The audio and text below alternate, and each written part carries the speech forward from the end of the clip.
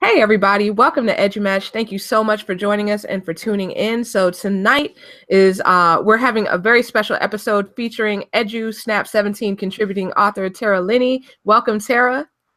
Hi, thank you. All right, great to have you here. So for anyone who wants to hear more about Tara, let me read you her bio really quickly. So Tara is an award-winning learning innovation coach, recognized for her work in gender equity in the teaching of computer programming, global collaborations in education, and educational coaching. As a learning innovation coach, Tara has guided educators on developing interdisciplinary learning opportunities, allowing their students to leverage prior knowledge in the learning of new concepts. Part of Tara's recent work includes integrating sustainable development goals into education, finding places of overlap within the C3 framework, NGSS, and Common Core state standards, as well as using ISTE student standards to support the how in the learning process. So back in 2015, Tara became an international educator based in Singapore. She's traveled to conferences throughout the US and Asia to speak on a wide variety of educational topics. Tara is a Google certified innovator, Google education trainer, ASCD emerging leader, and a Raspberry Pi certified educator. She's the 2017-2018 ISTE Global Collaboration PLN president and has been an active ISTE member since she began her career in education back in 2010. She holds an MS degree in the science of instruction from Drexel University and is certified as an instructional technology specialist. Her primary background is grounded in helping educators incorporate meaningful technology experiences into their classroom. Two of Tara's biggest passions include teaching students how to code and introducing them to a more global world. So, wow, that is just awesome. So great to have you on here, Tara. Thank you for having me.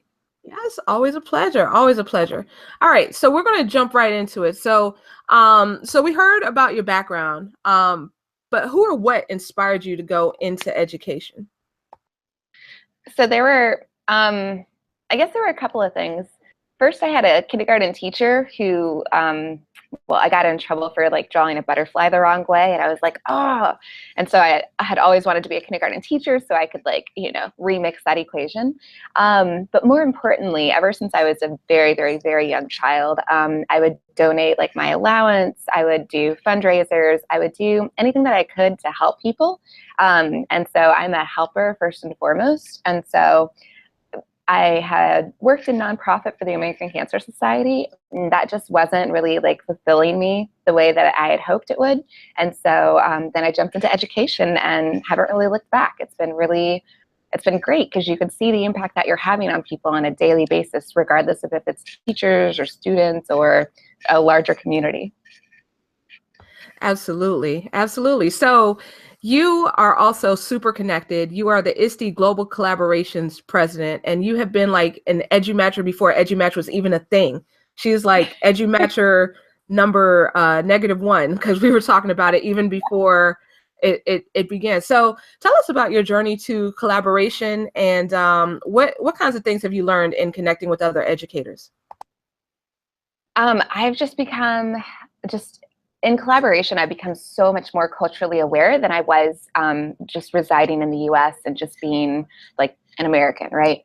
So through collaboration, I've gotten a job here in Singapore, and it's been my first time outside of the US. I'm leaving Singapore this year, and through being connected is how I'm assuming that I'll find my next posting or my next pivot or whatever it happens to be. And just being connected is super awesome because what happens is when you connect with others, you build on your own professional practice and you grow so much that it impacts the lives of everybody around you, which includes your students and other colleagues and things of that nature. Yeah, absolutely. Absolutely. So we are all enjoying learning from you. So one thing that I've learned from you is about the sustainable development goals. So what exactly are those for anyone who might be unfamiliar, and how did you become interested in them? Okay, so the Sustainable Development Goals, they were set up by the UN, I believe back in 2015. They had this big conference, and they are to replace the millennial goals. And so with the Sustainable Development Goals, the idea is that by 2030, these 17 goals will be met. And so the hashtag for them is just SDG. There's a website which we can tweet out. And Sustainable Development Goals are all about how we can create and live in a more sustainable world for future generations. Like right now, we're consuming a lot of resources, and it's not just about tech or things like that, but there's a lot of imbalance going on in the world, from water consumption and how it's being used, to sustainable communities, to gender equality, to poverty, to hunger, to education, you name it. And there are 17 goals that relate to those. Now, how I got involved was because as the ISTE Global Collaboration PLN president, last year as the president-elect, and our award winner was Fran Siracusa, and she won based on her work with the SDGs. And I was like, what are these SDGs? Like, they seem like they're right up my alley. It's all about helping. It's all about making a difference, but I have no idea as to what they are.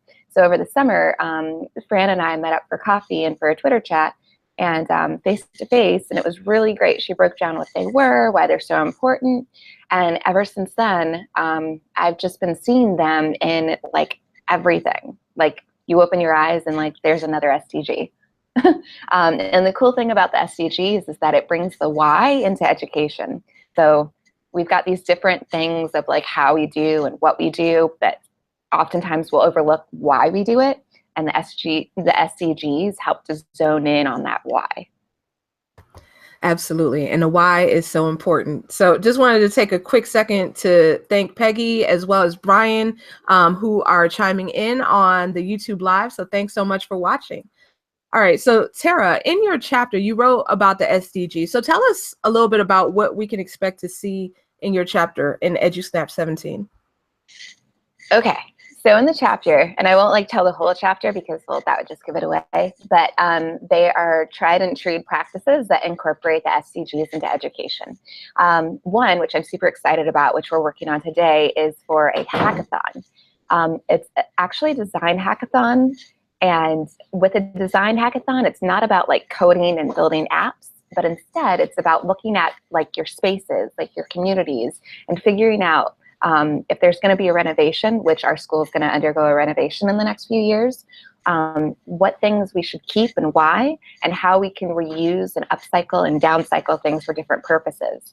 And so our entire fourth grade, which consists of about 300 students, tomorrow, which is Friday, because right now it's my Thursday morning. So on Friday, they will be participating in an all-day hackathon where they will be designing the solutions to problems that they've seen throughout the school when they did their walkabout on Tuesday. And so it's been a really, really fun process because, like, yes, it kind of seems like a one-off, but it's actually not, because our whole social studies unit is based on interdependency and how to build interdependent communities. And when we talk about that, and when we look at where we reside in a country that imports more than it exports, like, we are known for our imports, not for exporting really much of anything. We've got to consider what impact our decisions in terms of the building is going to have on different countries that are the people that we import products from, for example. All right, so definitely a lesson for the students. So wanted to say hello to Rochelle, who is also tuning in right now. So how might educators integrate these sustainable development goals in their classroom, taking into account other standards? Because I know that you talked about that as well in your chapter. Yeah, so first off, like, you've got to understand what your standards are, right? So we use C3 framework, and it's very new for us, but we also use NGSS, which is Next Generation Science Standards. And there are some glaring NGSS standards that like talk about water use in communities. And, you know, you see keywords like that and you're like, wait a minute, that's SDG 6. Okay, I don't have them all memorized. I literally just have like 5 of them memorized. Anyhow, but that's SDG 6, which is all about conserving water and like having clean, safe water for use all over the world. So it's bringing the SDGs in as the why, and maybe as the thing that triggers the inquiry within a lesson, as opposed to saying like, we're going to learn this standard. It brings the purpose into it to get students to buy in more to the process. All right, cool. So another one of your great passions is coding. So I know that you have some exciting projects going on with that. So would you mind just sharing that with our viewers? Sure. So I am working on a book, and by working on, I mean the first draft is done, and I'm working on edits at this point. So the book is called Achieving Gender Equity and Teaching Coding. The thing about equity versus equality and versus girls can code and things like that is that there's an SDG 5. Is it 5? Yes. Okay. There's an SDG that's all around gender equality. Equality is giving everybody the same thing, versus equity is giving people what they need to succeed. Before we start talking about treating everybody the same, we've got to realize that some people need different things to get to the point that we'd like them to get to. So that's why the book is called Achieving Gender Equity and Teaching Coding. And the idea is to help bridge the gender equity gap that exists in the coding world. When we look at tech companies, there's a major imbalance in terms of women versus men at some of the largest companies in the world. And if we're looking to bridge that gender gap, then we need to start in our schools. And there's not a book out there yet that helps teachers to bridge that gap. And so I've created one. And to help fund it, because it'll be self-published at this point, I've set up this Kickstarter, and the link is right there. And we're super, super close to the goal, currently sitting at about 76 or 77%, and there's only 12 days left. All right, so definitely that's really exciting. Super excited to see that book come out, and getting a lot of great feedback on the YouTube live page about your project right now. So wonderful. So if you have one piece of advice for anyone watching right now, what advice do you have for other educators based on your experiences? Just be open. So Simon Sinek probably says it the best in his book about starting with the why. Start with the why. In education, we've got all these whats and all these standards, but in order to really leverage that learning experience for students, bring the why into it and lead with that, because that'll, first off, engage them, and second off, empower them to really make a difference.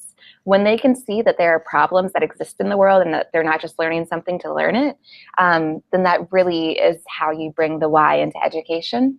And then when you look at tech and different tools like that, that's the how, right? So why, how, and what together, but start leading in with the why, and then the rest all falls into place. Absolutely. Well, thank you so much for meeting with us today and for sharing all of this great information about your upcoming project and your chapter and things of that nature. So if people want to connect with you online, how can they do that? How can they find you? The easiest way would be just Tara Linney on Twitter. If you Google me, I believe I'm still the first hit. There's only one other in Kentucky. And yeah, and if you hit me up on Twitter or DM me, we could totally have an email conversation or anything like that. All right, very, very cool. So thank you again, Tara, for joining us. And thank you to everybody who's watching, who's lurking, who will watch later, who's interacting on the YouTube live.